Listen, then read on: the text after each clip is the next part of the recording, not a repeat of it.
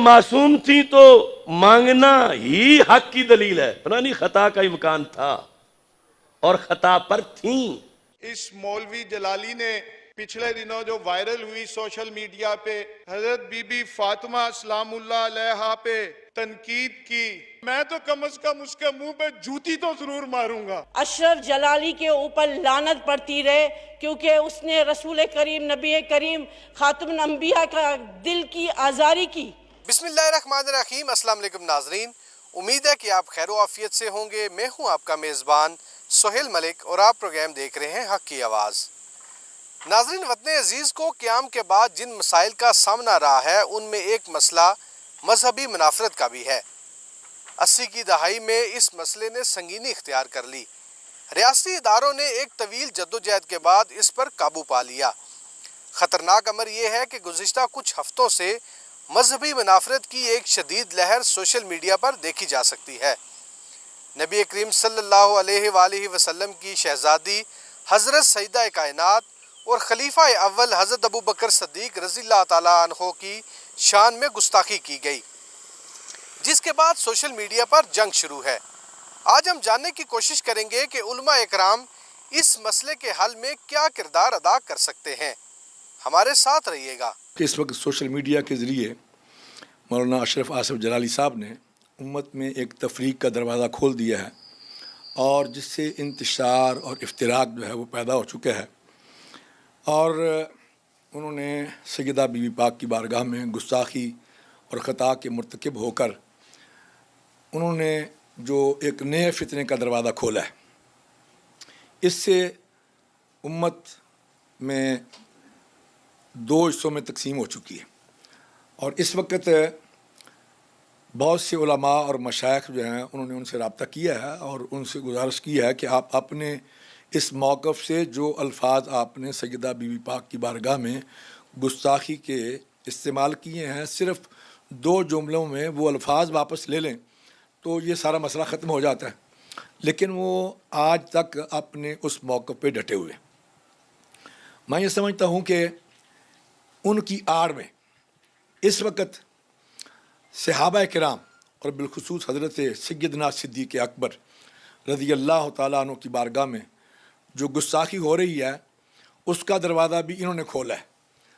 اگر یہ سلسلہ نہ ہوتا تو یہ آج گستاخی نہ ہوتی۔ اس وقت میں حکومت پاکستان کو یہ کہنا چاہتا ہوں کہ حکومت کے ادارے کہاں سو رہے ہیں اور حکومت کی ایجنسیاں جو ہیں وہ کیا کر رہی ہیں، کیونکہ ملک انارکی کی طرف جا رہا ہے اور ملک میں انتشار اور افتراق اور فرقہ واریت جو ہے اس کو ہوا دی جا رہی ہے۔ اس لیے ضروری یہ ہے کہ فوری طور پر، کیونکہ ہم نہ تو اہل بیت کرام کی گستاخی برداشت کر سکتے ہیں اور نہ اہل بیت کی آڑ میں صحابہ کو جو بونکنے والے ہیں ان کتوں کو برداشت کر سکتے ہیں۔ اس لیے ہم حکومت سے یہ مطالبہ کرتے ہیں کہ دونوں کو لگام دی جائے اور دونوں کا تدارک کیا جائے، ورنہ ملک میں کیونکہ 80 کی دہائی میں جو صورتحال تھی ممکن نہ ہو کہ پھر وہی صورتحال ہمیں دیکھنی پڑے۔ بڑی مشکل سے افواج پاکستان اور ہماری ایجنسیوں نے اس مسئلے پر جو ہے اور فرقہ واریت، دہشت پسندی، انتہا پسندی، دہشت گردی، اس پر قابو پایا ہے۔ کہیں ایسا نہ ہو کہ پھر سے وہ سلسلہ جو ہے وہ اجاگر ہو جائے۔ اس لیے میں اس موقع پر بالخصوص مولانا اشرف آصف جلالی صاحب کو یہ گزارش کرتا ہوں کہ آپ کو علماء نے بھی کہا ہے، ہم بھی آپ کے لیے دعا گو بھی ہیں اور آپ کو یہ کہنے میں حق بجانب ہے اور مطالبہ کرتے ہیں کہ آپ اپنے صرف کہے ہوئے وہ الفاظ دو ان سے جو ہے وہ واپس لے لیں تو امت کا یہ مسئلہ جو ہے وہ ختم ہو جائے گا۔ تو اسی طرح جن ذاکروں نے صحابہ کرام کی شان میں گستاخی کی ہے، حکومت سے مطالبہ کرتے ہیں کہ فوراً ان کو بھی پکڑ کے قرار واقعی سزا دی جائے۔ یہ علماء کرام کے رول کا ہی تو مسئلہ بنا ہوا ہے، اور اس سلسلے میں الحمدللہ جو علماء کرام حق پہ کھڑے ہیں، حق کا ساتھ دے رہے ہیں، وہ اپنی شب و روز کی کوششیں جو ہیں وہ جاری رکھے ہوئے ہیں، اور اس سلسلے میں مولانا اشرف جلالی صاحب سے روزانہ ان کے رابطے ہو رہے ہیں اور کئی مرتبہ چل کے بھی ان کے پاس گئے ہیں، لیکن وہ اپنے موقف پر آج تک ڈٹے ہوئے ہیں۔ آج 10 تاریخ سے لے کے آج 25 تاریخ ہو گئی، 15 دن ہو گئے ہیں اس مسئلے کو، لیکن ابھی تک یہ مسئلہ حل نہیں ہو رہا۔ اور چونکہ جو علماء کرام 2 दिन पहले उनके पास गए हैं। उसमें मौलाना अब्दुस्तार सईदी साहब जो उस्तादुल असातिज़ा हैं, इसी तरह उनके अपने उस्ताद मौलाना ज़हूर जलाली साहब और दीगर मशाइख़-उज़्ज़ाम और उलमा किराम दीगर भी जो है उनके पास गए हैं, लेकिन वो अपने मौक़िफ़ से पीछे नहीं हटे। उलमा किराम ने भरपूर कोशिश की हैं और इस वक्त मैं ये समझता हूँ कि वो अपने मौक़िफ़ पे डट गए हैं और उलमा किराम इस वक्त परेशान हैं और वो इस बात पर सोच रहे हैं कि हमें अगला क्या लाया अमल जो है वो इख्तियार करना चाहिए। जितने भी मुसलमान हैं उनका रसूलुल्लाह अलैहिस्सलातु वस्सलाम की ज़ात गिरामी से जो मोहब्बत का ताल्लुक़ है, गुनहगार से गुनहगार मुसलमान सब कुछ बर्दाश्त कर सकता है, रसूलुल्लाह अलैहिस्सलाम की मोहब्बत के हवाले से कोई हमला हो उसे बर्दाश्त नहीं कर सकता। और मैं ये गुजारिश करना चाहूँगा कि रसूलुल्लाह अलैहिस्सलाम की मोहब्बत में ही अहले बैत अतहार की मोहब्बत भी शामिल है और सहाबा किराम की मोहब्बत भी शामिल है। जिसको रसूलुल्लाह अलैहिस्सलातु वस्सलाम से सही मानों में अकीदत होगी, मोहब्बत होगी, जो आका का नौकर होगा वो सरकार की अहले बैत का भी नौकर होगा और सरकार के सहाबा का भी नौकर होगा।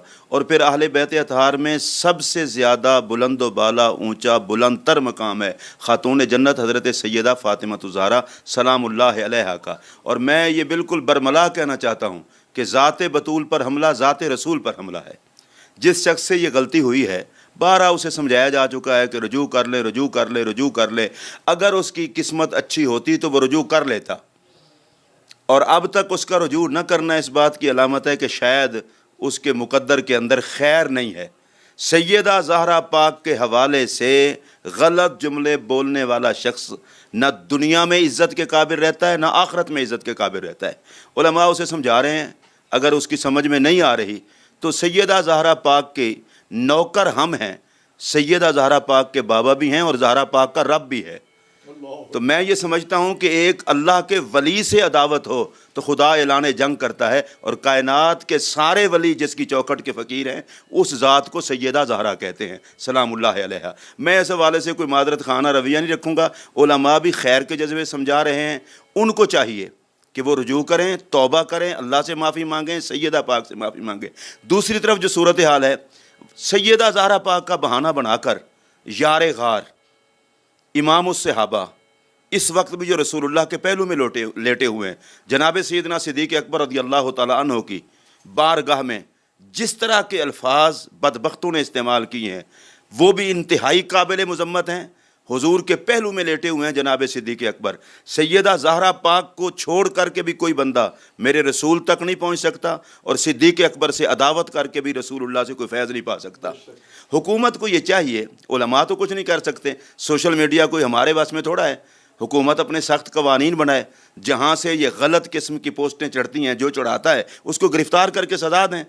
कानून मौजूद है, 295C है, 295A है सहाबा किराम अहले बैत अतहार के गुस्ताख के लिए। मैं हुकूमत को वार्निंग देना चाहता हूँ, आप सोए न रहें।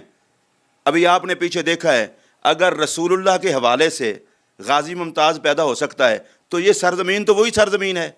कोई सिद्दीक़ अकबर के हवाले से, कोई हज़रत सैयदा ज़हरा पाक के हवाले से गाजी फिर खड़ा हुआ, फिर आप कहेंगे जी लोग कानून को हाथ में लेते हैं, कानून हरकत में नहीं आता तो फिर ये मामलात होते हैं। मैं ये कहना चाहता हूँ फौरी तौर पर गुस्ताख़ अहले बैत और गुस्ताख़ सहाबा को आईन के मुताबिक सज़ा देकर इबरत का निशान बनाया जाए, ताकि लोगों को पता चले कि हमने इनकी इज़्ज़तों पर पहरा देने के लिए कानून हाथ में नहीं लेना, गुस्ताखों की गिरफ्त के लिए कानून काफ़ी है।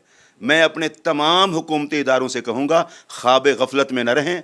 जिन लोगों ने करारदादें पेश की हैं, सब कुछ किया है, मैं बड़े दुख से ये बात कह रहा हूँ, हमारा अभी कलेजा छलनी था कि सैयदा ज़हरा पाक के लिए लफ्ज़ इस्तेमाल हुए हैं, और हमारे मसलक के तमाम जय्यद उलमा ने इस बात की मज़म्मत की। दूसरी तरफ बदबख्तों ने मौका समझा।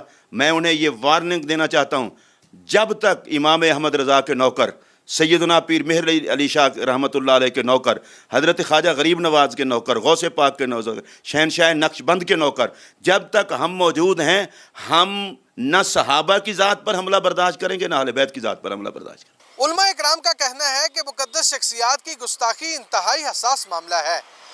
सूरत हाल दिन ब दिन ख़राब होती जा रही है। रियासती इदारे अपनी जिम्मेदारी को महसूस करते हुए इस मामले पर अपना किरदार अदा करें।